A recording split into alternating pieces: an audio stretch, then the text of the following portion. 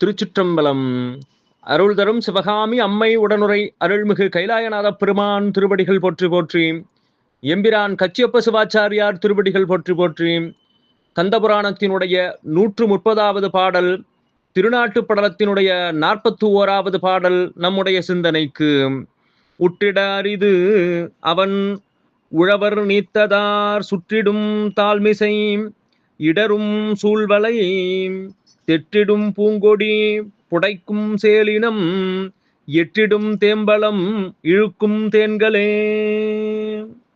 உற்றிட அரிது, அந்த இடத்திலே மனிதர்கள் நடந்து செல்ல முடியாது. ஏன் என்று சொன்னால், உழவர் நீத்ததார் சுற்றிடும், அங்கே உழவர்கள் எல்லாம் சூடி களைந்த மாலைகள் நடக்கின்ற போது நடப்பவர்களுடைய காலை சுற்றி கொள்ளும். இடரும் சூழ்வலை, அங்கே சங்குகள் எல்லாம் இடறிவிடும். தெற்றிடும் பூங்கொடி, அங்கே பூங்கொடிகள் எல்லாம் வந்து தடுக்கும், அவை வளர்ந்திருப்பதனால். புடைக்கும் சேலினம், அங்கே இருக்கக்கூடிய மீன்கள் துள்ளி எழுவதனால் அந்த பக்கம் நடந்து செல்பவர்களுடைய தலையிலே எகிரி வந்து மோதி மீண்டும் அந்த நீர்நிலையிலே எற்றிடும் தேம்பலம் இழுக்கும் தேன்களே.